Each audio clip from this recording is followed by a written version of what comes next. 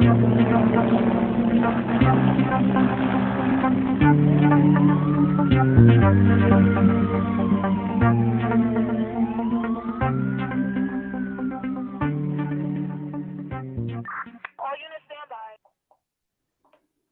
everyone, and welcome to Llamados a Servir. This is something a little bit different today. As a matter of fact, this will be our first English language episode. Up until now, we've done, I don't know, maybe 20 something episodes all in Spanish. And if you're listening to us, then you should probably know that the purpose of our podcast is to highlight law enforcement stories and first responder, public servant, military that have interesting stories or that have worked a significant case. Just to kind of give you an example, we've had the prosecutor that did the Cali cartel. We've had our first guest was an Orlando police officer that was shot 8 times. We had a pulse responder, which was a terrorist attack. We've had a 9/11 responder. We've had 2 Green Berets, but this is the first time that we're doing an episode in English, and I'm actually happy to say that it's not some random person that came across our desk or anything like that. It's actually someone that I know, that I've worked with, that I've traveled with. Just let me give you a little intro about Joe, and then I'll tell you kind of how we met. Alex is not with us at this moment. He's going to catch up with us later on, but Jose is on. Jose, say hello. Good evening, everybody. Happy to be here. So our guest today is Joe Kolb, who was a veteran journalist who reported on cartel and transnational criminal organizations and border security in the area of Ciudad Juarez. His career changed course when he became a corrections officer in New Mexico, where he became a gang expert. He traveled to El Salvador to research MS-13 and conducted gang identification and mitigation strategies to law enforcement around the country. Joe made one more career detour and became a medical legal. Is that it? Yes. Yep. Medical legal death investigator for the state of New Mexico. Now in semi-retirement, Joe is director of the Southwest Forensic Investigators Association, where one project they are developing is the recovery of migrant remains along the border. And something that Joe failed to send me in his little bio is the fact that he has written 3 books that have been published. Joe, welcome. Thanks, Rob. And thank you for accepting our invitation to be on our podcast tonight. And Jose, thank you also. Absolutely. So, thank you very much for your time. Joe and I met, I want to say it was at least 8 years ago. At the time, I was supervising the counterterrorism squad, and we were at the National Homeland Security Conference, which was held in Orlando that year. And Joe was speaking on his work on the border as a journalist, working the cartel beat, if you can call it that. And we just, I chatted a little bit after his presentation. I think he was the last presenter of the day, and we maintained contact for a little while. And he knew that I traveled to El Salvador pretty often. I was averaging 3-4 trips a year to El Salvador to teach, and he said, "Hey, can I take a trip down there with you guys, just so I could do some research?" And he did. He came down and he met, the team that I worked with, and I introduced him to. Actually, I introduced him to Israel. Remember the hat that we had from the PNC, Jose? Yep. So I introduced him to Israel, which is not his real name. That's his code name. Obviously, for security reasons, we didn't use his real name. And so he went down there, he did some research, and then I think about that time, no, your book hadn't come out yet, Joe, but then you hosted the MS-13 Summit in Dallas, and you invited me to come speak on the MS-13 issue. And I came down, we sat down, we smoked cigars because, that's what we do. And so we've maintained contact through all these years.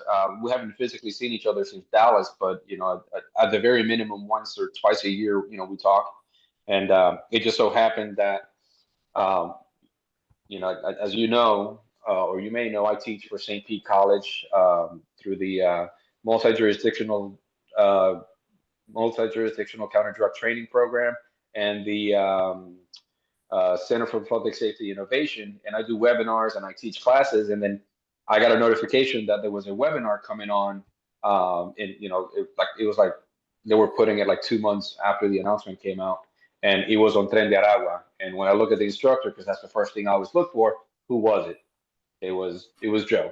So I actually sat through that webinar about 2 weeks ago, and we had talked prior to that we had talked a few weeks before, and then we spoke again, and I asked him if he was willing to sit down and have a conversation with us, because I think he's had a very interesting career, and it's a very interesting, not career path, but detours, as he called it in his bio. He's had some very interesting bios, and there's something that he's doing right now that I think is super, super interesting. But that's enough of me running my mouth. Joe, why don't you kind of give us an idea? Where were you born? You live in New Mexico. As you may notice as he speaks, that he's not a native from New Mexico. So Yeah, kind of give us an idea, Joe. Where were you born? How was your upbringing like? And how did you end up in New Mexico anyway? Yeah, so I was born in Queens, New York, enjoying semi-retirement now as we were talking. My wife is from New Mexico, so we moved out here, I would say 1997, we came out here. And it's kind of interesting, it's like sometimes even though you're from a particular place, you find yourself in the place you're supposed to be. I mean, I'll always be a New Yorker, but I will never leave New Mexico. It's a fascinating place for a couple reasons. And after we did a pseudo deep dive into our respective families, we kind of found out what the kindred spirits to New Mexico and ostensibly the border are. So in 1916, Pancho Villa attacked a small community on the border here in New Mexico, Columbus, New Mexico. And in fact, it's the last time there was a land-oriented attack on the United States. So subsequent to that, the president at the time called up all the National Guard. Long story short with that, I had a great uncle who was in the New York National Guard who was deployed to the border to prevent any more incursions of Mexican outlaw groups into the United States. And then we come to find out that my wife, who's Mexican American, her great-grandmother was a camp girl with Division del Norte of Pancho Villa. So, things just go, I was born 100 years too late, I think, because once you get to the border, and a lot of people don't understand this, especially, unfortunately, our lawmakers in Washington. There's an organic dynamic here. There's a lot of cross-border family orientation. Unfortunately, there's a long history of criminal activity, but it's just something that no political group has really been able to put a finger on. When I used to teach my cartel classes in New York, I would say the closest thing that some of these lawmakers have been to the border was a Taco Bell in Manhattan. So it's an interesting dynamic, and being here, I had the opportunity to immerse myself in it. So I was an investigative journalist, and about 20 years ago now, it's about 20 years ago, in the town across the border from Columbus is a town called Palomas, Mexico, which is a popular area for retirees to go get medications because it's so cheap across the border, or to go out and have a nice meal. It's very convenient. But that was just at the beginning of the cartel wars, and there was essentially a massacre at the gas station in Palomas that shut down the border. And at the time, I was the only American journalist to go into Palomas to talk to the people who were directly involved with it.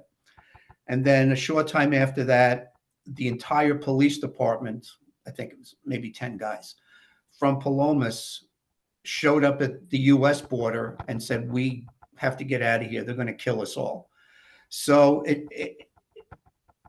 that really piqued my interest, how things literally within driving distance from my own house can deteriorate that quickly and that violently. And I mean, Rob, you and I have known us long enough that, we don't run away from the problems, we run towards the problems. Like we went to El Salvador, the neighborhood you told me not to walk into, I went to. So, Great speaker, not a very good listener. huh? Great speaker, but not a very good listener. No. But, that was just one more experience where we can't just talk about this stuff. You actually have to be immersed in it. You have to see it firsthand. You have to talk to the people who are involved with these circumstances. So because I'm so close to the border, Juarez is a 4-hour drive from my house, literally door to door.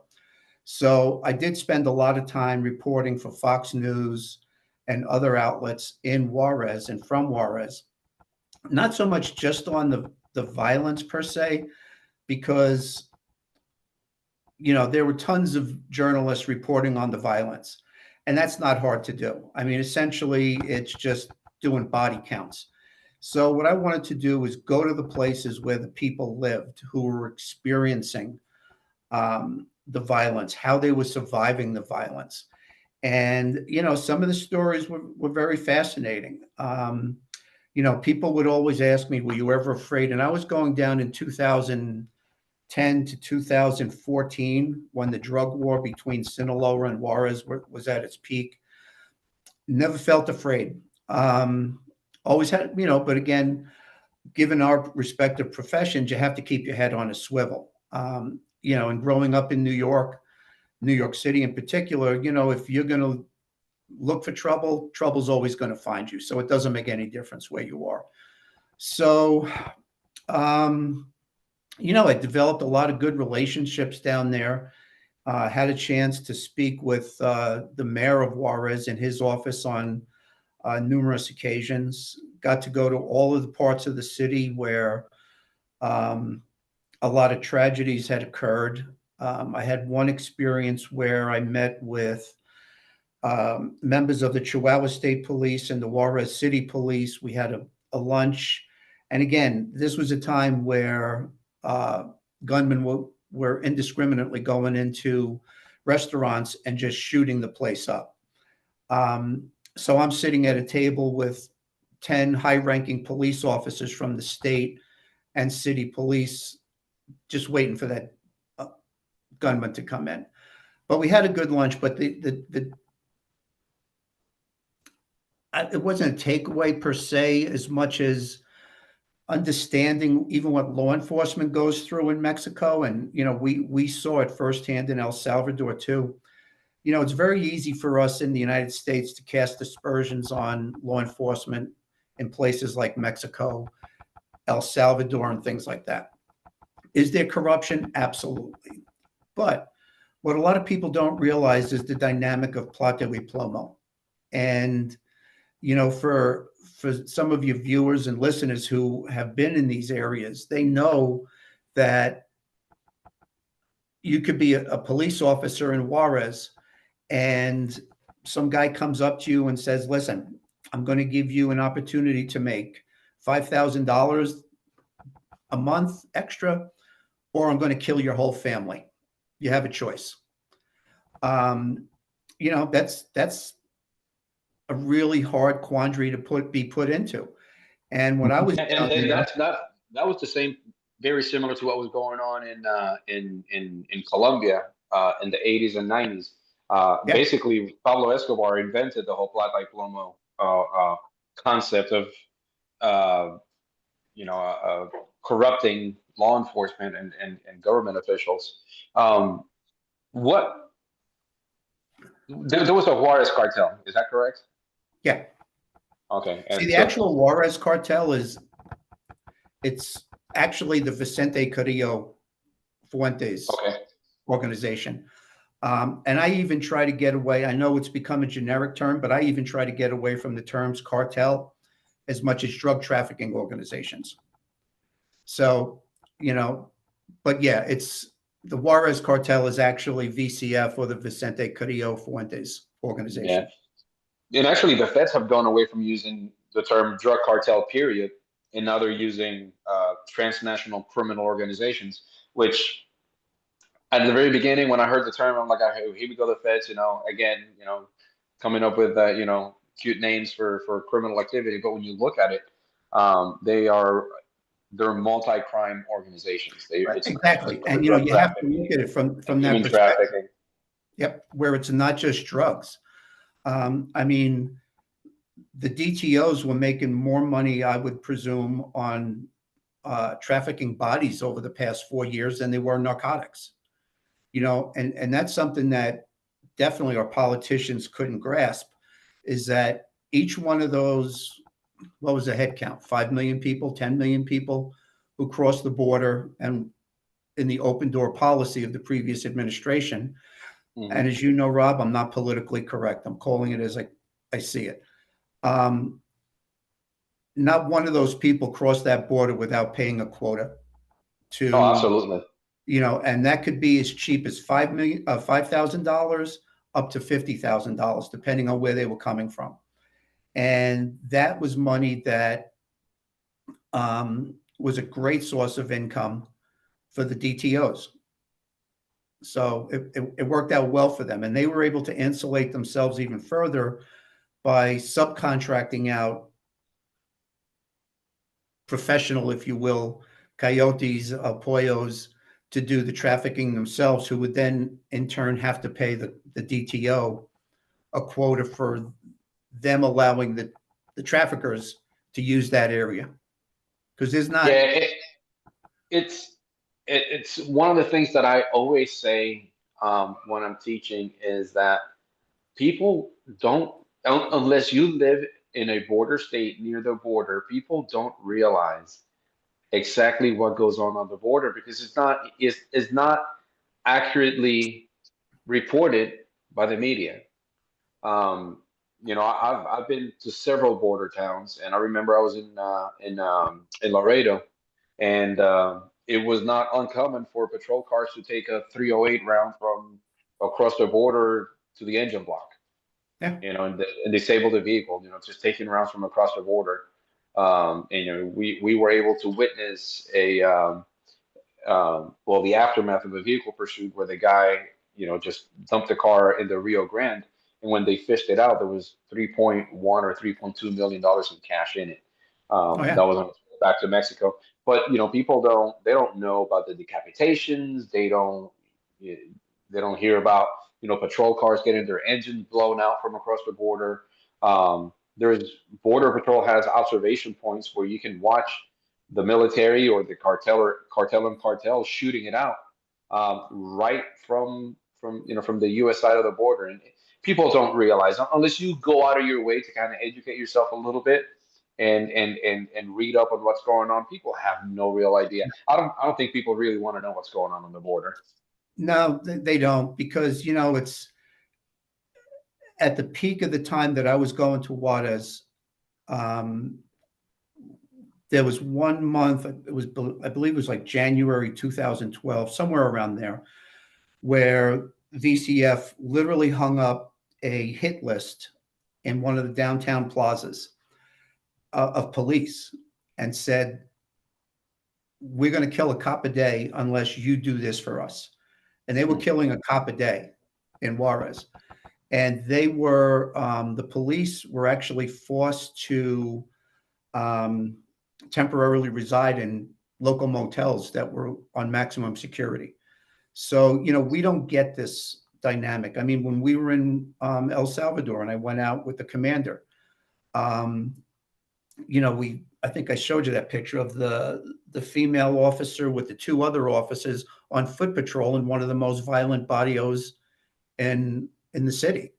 What do these people face on a daily basis? And when we were there, they were killing cops, not on duty, but when they were driving home or driving to work when they were in plain clothes. That is correct. The majority of the law enforcement deaths in El Salvador were off duty, both for law enforcement and military. the majority of them were off duty, either on their way to work or after work. I've made friends, obviously, through the years from traveling down there. And there was a female officer that you never work where you live. You always have to drive like 3-4 hours to go to your duty station. But she said that she's had mareros or gang members knock on her door and remind her, "Hey, you're PNC out there. In here, we run this place. Yep. We're in charge." So that is an unfortunate reality that they live down there. Things have gotten But better. that has since changed, though, right? With It the has new, gotten a lot better. Oh, in El Salvador, absolutely.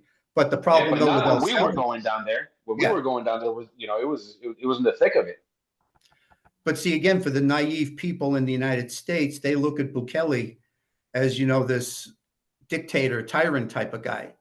But, when you're dealing with the animal element of MS-13 and 18th Street, you have to treat him as such.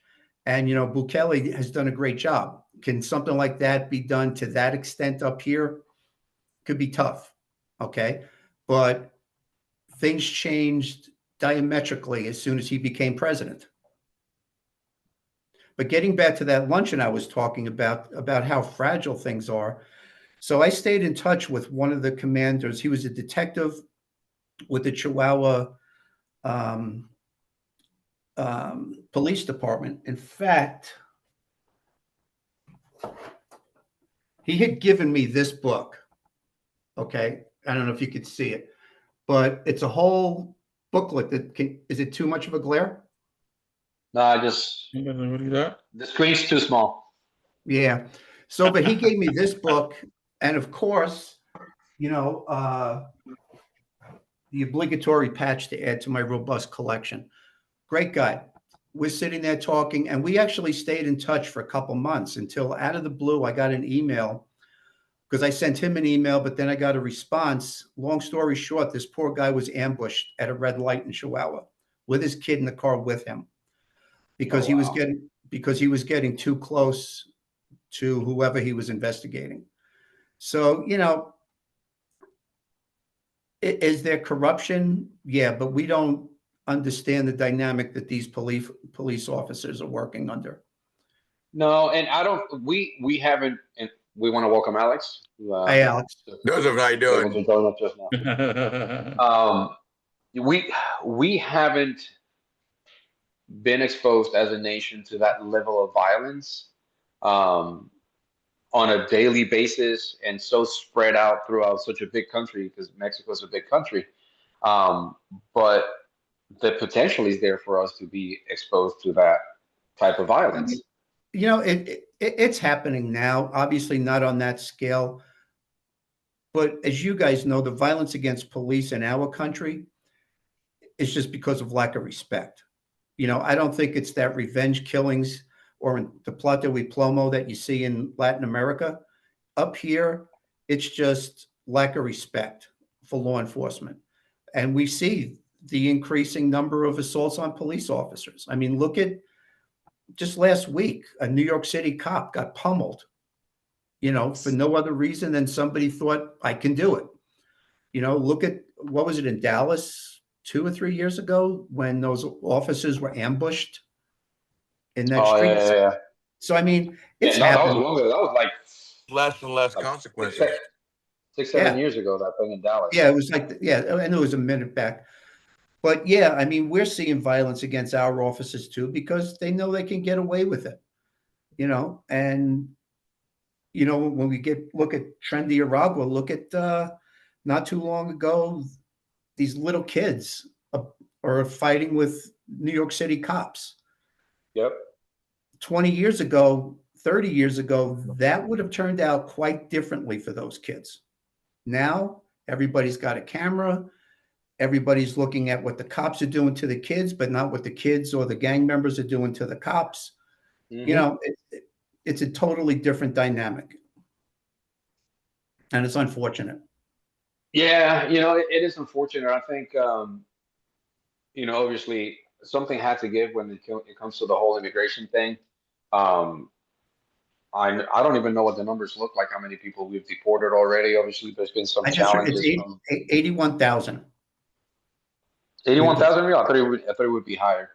Yeah, so did I. But, again, you're dealing with, and I have it here, again, 4 hours from Mexico, the sanctuary cities. We're not all fortunate to have a DeSantis or, be in Texas. But, New Mexico, we're an entirely sanctuary state. When I worked corrections, I literally had cartel guys that I knew were cartel, and I was just so compelled to drop a dime on these guys to HSI, because I've worked with HSI here in town when I became a death investigator. But you can't do it. I'll lose my job for calling up HSI on a cartel guy in New Mexico, and he'll get to walk. And the cartel, the guy I booked him in. It was probably 1 o'clock in the morning. He was out by 7 o'clock. Never saw him again. That's I don't know incredible. if you guys saw the press briefing today from ICE up in Massachusetts, and that's exactly what he said. He's like, we're doing this month-long operation up in Massachusetts, and it's all these sanctuary cities that have put the public in danger. He says if they just would have cooperated with us, a simple phone call, we go pick that person up, and that's it. It's over. Yep. But instead they release, and he went down the list of all these people that are all these hardcore criminals. They release back into towns, back in the community, that they have to go out and conduct these operations, waste all this manpower, plus the officer safety issue, plus the safety of the community, Yeah. just because they don't want to be the one to say, well, yeah, we were locked up and illegal. And see, that was one of the reasons why, too, I got out of journalism, because it's so distorted and so manipulative that, I mean, working for Fox as a freelance investigator, I didn't have any issues. But, I mean, I just saw the writing on the wall where people don't tell the facts. It's all agenda driven, I should say. And look at the guy from Maryland, the senator or congressman who went down to El Salvador to talk to the dad, Right. And again, they're parsing words over what tats he had on his knuckles. And, the guy was a validated MS-13 member who was wanted for human trafficking, not to mention beating up his wife. So where's all the sympathy for those people? Mm-hmm. It's just a totally incomprehensible philosophy, ideology that this political party is throwing its hats into. It makes no sense whatsoever. Joe, quick question. How did you get into investigative journalism? Is that what you went to school for? Yeah, it was a minor of mine. And I always enjoyed writing. So I actually had I did some work out here in New Mexico, more small scale, but then I had a fellowship at John Jay College of Criminal Justice, where I did a project on the border, and I met a colleague who had worked at Fox News, and I said, "Hey, I'm out here, see what talk to people, see if they want me to do it." So I worked with them for about five years on a part-time basis. So it's pretty exciting. And I got to go to places in Juarez where law enforcement really wouldn't have been welcome. So that kind of worked out to my benefit. But, the whole thing with journalism, it just was fading. And I always wanted to get into law enforcement. To show my age, I took the New York City Police Department test in 1977. Okay. And if you know anything about New York City history, that was the worst year to apply to be a cop, because the city was on the verge of bankruptcy. They laid off, I forgot what it was, 10,000 cops already. And I scored in the top, I don't know, 1-2 percentile. But by the time everybody would have been hired back, it would have been probably 5 years before I would have been called onto the job. So Wow. I said, you know what, I gotta live and move on. So, and that's where the detour came in, because also at the same time, and I kind of correlate myself, if you're familiar with the former journalist John Miller, does that name ring a bell to you? Mm-mm. John Miller Uh, was a prominent New York City journalist in the 80s. He was actually the last American journalist to interview Osama bin Laden. But he kind of got burnt out on public journalism. He worked for the NBC affiliate in New York City. And he was big at the time. He was like one of the few journalists that got to interview John Gotti. And, so he was in the loop of things. But somehow he worked his way into being the PIO for the NYPD. And eventually, I don't remember if it was under Bratton or Kelly, but he wound up being the deputy commissioner for anti-terrorism. So I say, you know what? If John Miller could do it, I could do something similar to that. So still couldn't get into the NYPD. So what I had to do was, literally out of the blue, I was talking with a guy. Actually, I was doing a training, a gang training. And I said, I got to get into it, because I was training, I was writing about it. I was teaching college criminal justice at the time. And I said, you know what? There's a big difference for me personally, in terms of street cred, that if you're going to be teaching this stuff, you have to walk the walk. right. Being a journalist isn't walking the walk. So a guy just out of the blue, and I didn't even think of this. My cousin was a corrections officer. He retired as a captain from Rikers Island. I like to tell people my cousin did 20 years at Rikers, but I didn't tell him what side of the line he was on. So You didn't tell him he got to go home at night? yeah, well, he made a ton of money on overtime, but so out of the blue, a guy goes, "Why don't you join corrections?" I said, "Yeah, that could be pretty cool." So I did corrections for a couple of reasons. One is an opportunity availed itself, but also, again, Rob, we've known each other a long time. What better place to get a feel for the criminal element than in the fishbowl of a correctional facility? I mean, you're living with these guys 12, 16 hours a day. And once they're in jail, they don't shut up. So I would be that CO I would walk the line. I mean, I had a good handful of use of force incidents. So I wasn't backing down, but I would also sit with these guys for hours. I was one of the few COs that would actually go in to the units and talk with these guys. And where was this, Joe? Santa Fe. So Okay. I was at the Santa Fe County Adult Detention Center.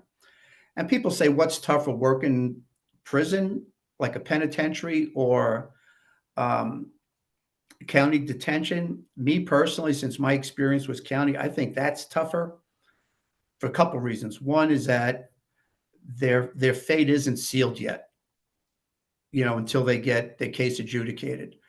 A lot of these guys are still innocent, pending trial. Once they're in the pen, they're already convicted. Their fate is sealed. So I got to see firsthand the gang dynamic that I've been teaching about, but now actually physically living with these guys. I mean, we had a legit 18th streeter from, where was he from? Honduras, I think he was from. And I mean, he did the whole, the hand sign thing to prove himself. He had the right tats. And whenever he would misbehave, I would also always tell him, hey, you know what? I had an MS-13 guy booked in today. I think I'm going to house him with you today. And then all of a sudden the behavior changed real quick. But I mean, I validated 20 different gangs, both locally, nationally, and internationally in our facility. Now, were you just working as a regular CO, or were Yeah. you in the No, gang unit? Or was that something you took upon yourself? No, I was working as a regular CO because there weren't openings with the gang unit while I was there, but I was working hand in glove with the gang unit. I mean, the reality is that the gang unit was a bunch of kids that had been there longer than I was. So they were able to move into that slot. So I was actually teaching them a lot about gangs, which was kind of fascinating. I was teaching other officers on my shifts about the gangs. And since, we're in New Mexico, so we're dealing with a predominantly Mexican population, we would see a lot of Santa Muerta statues. We would see, who else? Oh, the funniest one actually is that I had an inmate that was walking around with no shirt on, which A, they're not supposed to be undressed, and B, with the body that he had, why he was walking around without it covered is beyond me anyway. But he also had, he was a poster boy of all tats associated with the drug trade. And he had up in his chest a tattoo of Jesus Malverdes. And, here I am, the middle-aged white guy going to this Fato here in the unit. Hey, I know who that is. And he goes, no, you don't. I go, yeah, I really do. He goes, that's my uncle. I go, that's not your uncle. And he's going, well, all the other guys are all your other CEOs thinks it's my uncle. I said, no, it's not your uncle. It's Jesus Malverdes. Can you explain who Jesus Malverde is within the drug trafficking community? Sure. So there's two main icons within the Mexican drug trafficking community, but also MS-13 has appropriated Santa Muerta. So the two icons are Santa Muerta and Jesus Malverdes. Jesus Malverdes, the story behind him, he was a bandit, kind of like a Robin Hood bandit in Culiacan, Sinaloa in the late 1800s, early 1900s. And the legend goes that either he was shot dead by federales or he was hung and his body was left to decompose as an intimidation to the people in the community. So the people in Sinaloa venerate him. I mean, you can go to Sinaloa now and see chapels and statues dedicated to Jesus Malverdes. In fact, if any of your viewers or listeners, or even you guys, have ever taken former U.S. Marshal Rob Almonte's course, he would bring in a life-size Santa Muerta. Now, and also talk about the Jesus Malverdes Chapel. So when he went to Culiacan, there's actually a chapel, a church, if you will, dedicated to Jesus Malverdes. So he kind of looks like an old-fashioned cowboy type of guy. He's got the pencil mustache and things like that. So the story behind him, he's legit narco. So a lot of the narcos, they'll venerate him. They'll leave him gifts to effect an effective drug trafficking operation and protect from law enforcement and rivals. And then Santa Muerta, she looks like the Grim Reaper. And when I teach my class, I kind of like to make light of this, where know your skeletons. So I'll have a picture of the Grim Reaper, who, with the Grim Reaper, the distinguishing characteristic is you can't see his face and he's not holding a globe. And then you have Santa Muerta, that you can see the skeleton face and she holds a globe. And then I show a picture of the skeletons from the movie Coco. So it's like I say, know your skeletons, And then I always ask, especially if it's out here in the Southwest, I'll go, okay, so who cried in the movie Coco? And everybody raises their hand. So, and that's a huge thing too. I mean, Dia de las Muertas out here in the Southwest is and you'll see them. You'll see the like the Santa Muerte and the Jesus Malverde decals on cars in the Southwest. Yeah. I mean, there's stores. I mean, there's a store just downtown here where you go in there and there's the Jesus Malverde statues, there's the Santa Muerta. But getting back to the Santa Muerta, though, is that, and this is where I would blow the minds of the inmates. So and I don't want to divert too much, but if you look her up, she wears different colored robes. There's like a white robe, a black robe. Say hi to the family for me. My daughter just walked in. Let's say There's a purple robe, black robe, and each robe has a specific, a gold robe and a green robe. And they all have a specific meaning. But we've become inculcated to think that everything Santa Muerta is criminally oriented. Now, a lot of old people in Mexico use it as another veneration source, another source of prayer. The Catholic Church has decried it, as sacrilegious, but, they try to find overlap, kind of like power boosting worship, so to speak. So if you see a black robed Santa Muerta, that indicates criminal activity where the person is either hoping for a good drug run, a good murder, whatever. So, in the jail, I would actually have inmates fashion Santa Muerta altars. They would make the skull out of soap and they would make the robe out of handkerchiefs or whatever. And on the outside, the people who venerate to her, they'll leave marijuana joints, cigarettes, tequila, cookies, whatever. But in the jail, it's actually kind of funny because you don't have any of that. So they're leaving jail Kool-Aid, they're leaving Jolly Ranchers, or they'll leave a piece of bread for dinner. But they all were white robed. So I would go to them, I go, you know what the white robe one is? And again, it's like I'm the least likely looking guy to tell this guy, what his Santa Muerta is. And then I have to go through the whole thing. And it's like, you can see their whole aura deflate. It's like, oh, I can't paint this black now. I said, well, I mean, on the upside, the white robe, if you pray to it, is going to give you hope.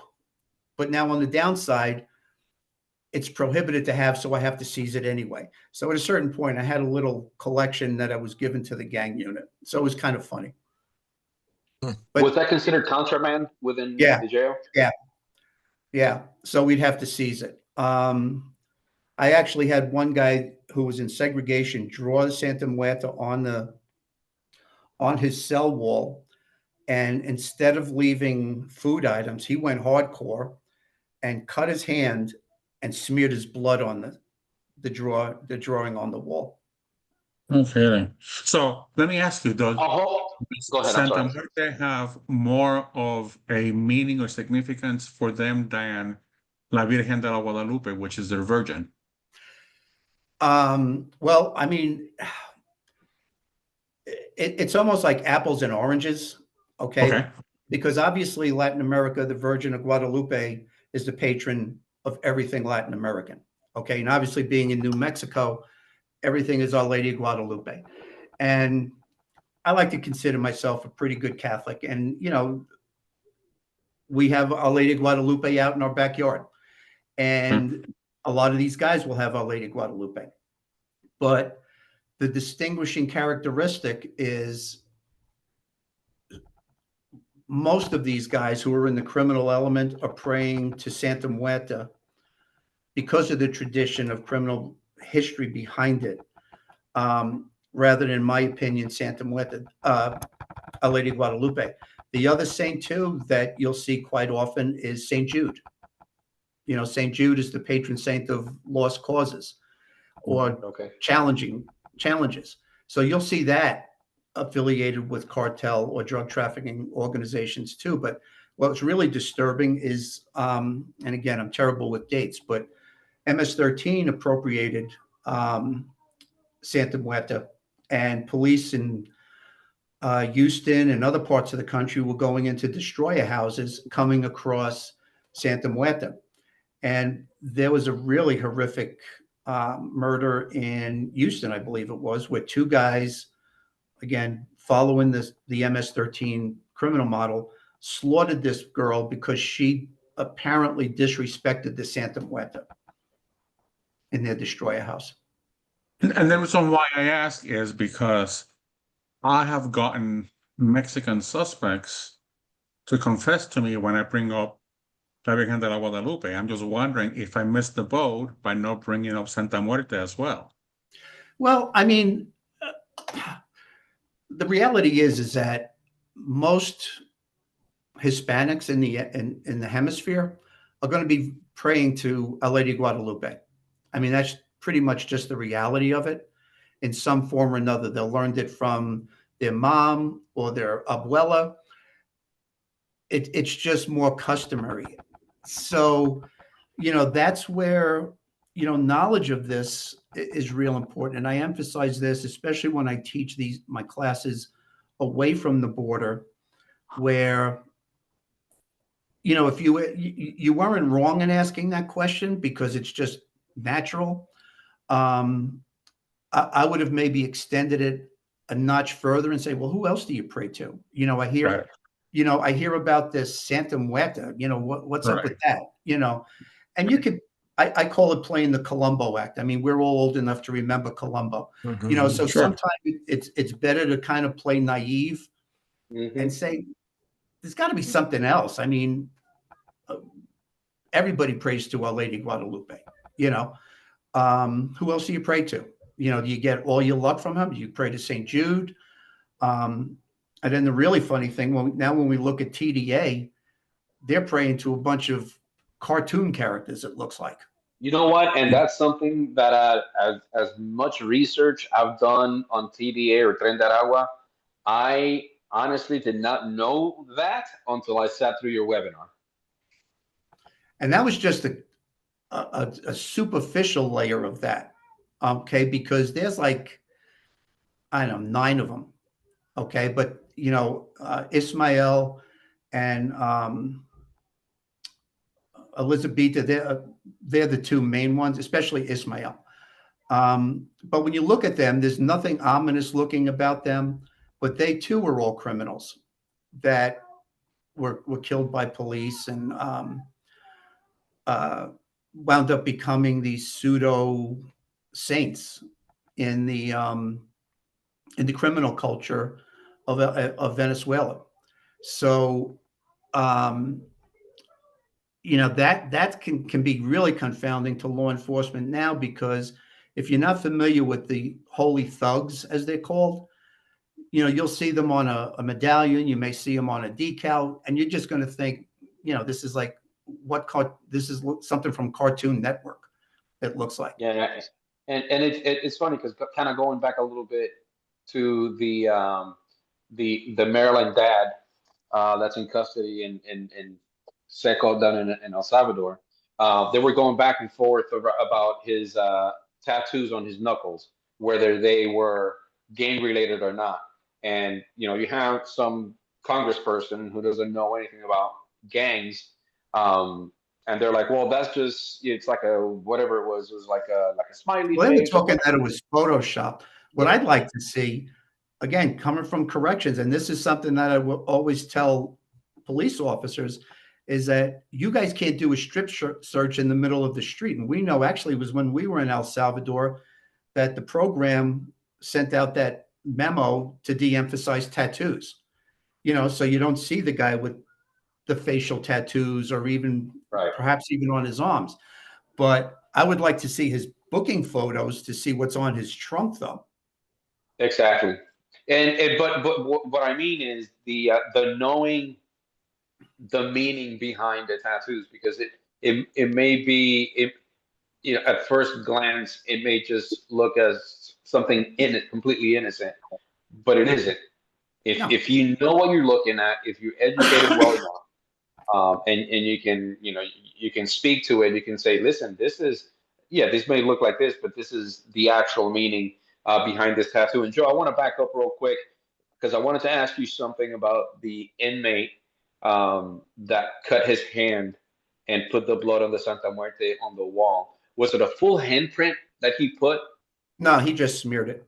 Oh, okay. All right. I was Yeah. wondering because the black hand or the bloody hand is a symbol of the Mexican mafia. Yeah, That's yeah. why I was asking. Yeah. And that's, as you know, I'm a history geek. I like to tell these guys that, that black hand was copied from the Italians. We had the first Yep. black hand, and it's kind of cool from a law enforcement standpoint. I don't know if you can see I got my grandfather's picture up here when he graduated from the NYPD Academy in 1926. Hmm. And he was in the second class. Well, I don't want to say second. I would say second generation of Italian cops on the NYPD, because the NYPD had to get Italian cops to break up the Italian Black Hand and the anarchists. So it's kind of funny when you talk about the Black Hand. Yeah, it's and people don't realize that the Mexican mafia adopted all of that from they even adopted the name mafia from the Italian mafia, which didn't even call itself the mafia, but that's where all the imagery and the name of the Mexican And you mafia know came from. that's an important point when we talk about the politics of things. You know, it's easy to call people racists. All right. And usually it's an ignorant person that calls another person a racist because they don't know what racism is half the time. If you look at any ethnic population that's come to the United States, every group has had a criminal element.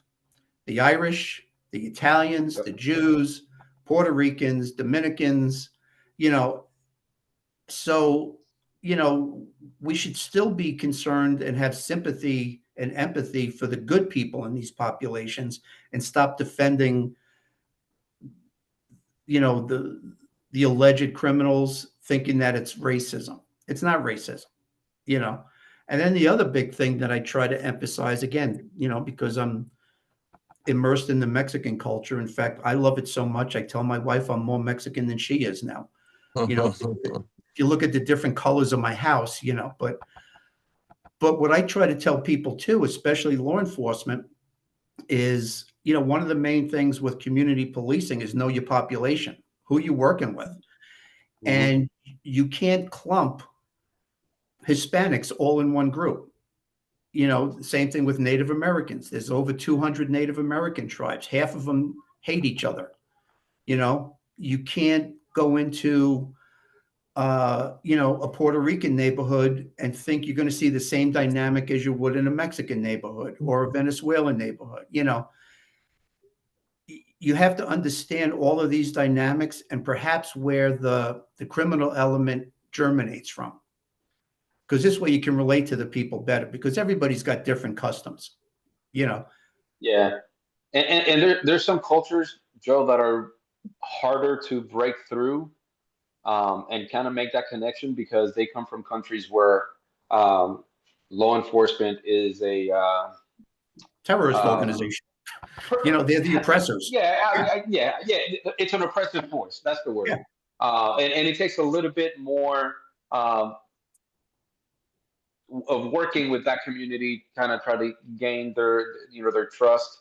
But yeah, I mean, when you have But somebody, then there's also the fear of immigration issues too. yeah, but I mean, I'm this back in in my patrol days when immigration wasn't really that much of a big deal. Um, people would like literally mainly people from Central America. And Alex, Jose, maybe you guys ran into this too when you guys were doing proactive enforcement or doing a traffic stop. They would literally shake Yeah. because they were in fear of law enforcement because where they come from, it was an oppressive force. And if you put them in a patrol car, they feel as if they're going to be disappeared. Yep. Yep. Yeah, Joe, what gangs were you seeing in Santa Fe within the jail? We had Sureños, Norteños, Aryan Circle. I actually had La Línea. I had the 18th Streeter, and then all the local knuckleheads.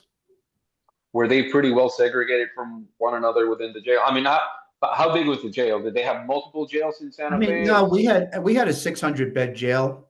So when I started working there, we separated the feds because we had a Fed contract. So the feds were in their own unit, and the feds, you know, they thought that they ran the whole facility.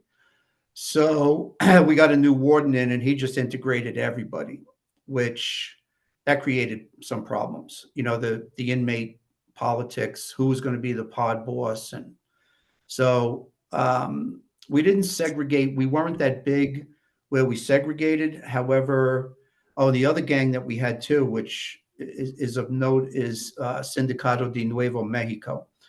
These guys, when I came in, one of our whole seg units were all these guys who ratted out. This was a gang that was founded after the infamous prison riot of 1980 here in New Mexico. And S&M really took over the prison system. And what had happened is that we had a Secretary of Corrections, Greg Marcantel, who started to break them up and started to ship them like to other units in the state as well as other parts of the country. Well, actually, no, it wasn't the country yet, but other parts of the state. And they actually put a hit out on him and the head of the STIU unit. And we have a very aggressive FBI agent who was given a lot of these inmate recordings, and they filed a RICO suit against the whole group. So they really did a great job in disrupting. I mean, it's really hard to totally dismantle a group, but they disrupted them quite significantly to the point where they were starting to rat each other out, as you commonly see. Once you bring the feds in, everybody starts freaking out. I had one guy, Jerry Montoya. You could even look this guy up. He was a character, and he loved to talk, this guy. And he was in segregation. I knew he had flipped. And when you're in seg, you have to do cell checks like every 15 minutes to 30 minutes. 2:00 in the morning one day, he's knocking on his window going, Kolb, you got to check this out. Now, in our facility, we just started giving inmates tablets for their discovery, as opposed to having cases and cases of discovery in their cells. So he goes, come here, you got to check this out.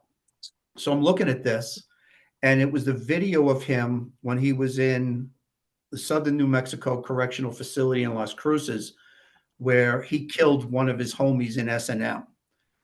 And it was all caught on video. And so he shanked this guy, him and another guy. And he narrated this assassination as if he was telling me how to bake a cake. It was crazy. And he's going, here, this is where I'm stabbing him in the chest, and you can see the elbow going, in corrections when you shank somebody. Did he just pull that up from the internet? No, it was part of his discovery. Holy crap. Yeah. So he's showing me his discovery, this knucklehead. And he goes, here, check this out. You're going to see a fog. And I go, yeah, I see the fog. What is it? He goes, that's when we hit him in the head with the fire extinguisher. I go, okay, go to sleep now. So yeah, these were the people that I dealt with on a daily basis. And how long did you work in the jail? I was there for 4 years. Oh, there you go. There's Jerry. Yep. And Jerry was a character. He, again, I would talk to the inmates, and his thing was, this was when Trump was in his first term. And we would talk about Trump for a long time, each shift. I had nothing to do to other than make sure they were fed and safe. But he would talk and talk, this guy, and he accepted his fate. He admitted what he did, and this was his deal here. Wow. Yeah. So thanks for pulling that up. Jerry was a character. So what they wound up doing with a lot of these guys is that they shipped them off to different federal facilities across the country. A lot of these guys wound up in Louisiana. Wow. And how long were you at the Santa Fe jail, Joe? 4.5 years. 4 years. And then this is when you did that last detour to go work for the medical examiner? Yeah, after I left the jail, that's when I did the last detour. Then I went to the medical examiner's office. Okay, let's do this then. Let's wrap up this first half of the of our interview with you, and then for the second half, then we'll go into the medical examiner and what we were talking about and what you were doing and some of the other projects that you have going on. Sure. In the meantime, this is Alex wasn't here for the intro. I had to do an abbreviated intro because I didn't even write one in English for the episode. But for anyone that's interested, I'm not going to give you too many details. Usually, I just give you all our different social media platforms. But if you want to be able to actually see this episode, you can go to our YouTube channel, which is youtube.com/at I'll spell it LLAMADOSASERVI. I'm sorry, VIRPODCAST, which is Llamados a Servir podcast. And that way you can not only listen to the interview with Joe, but you can also watch us interact. Other than that, we're going to wrap it up for now, and then we'll pick it up again in the next episode.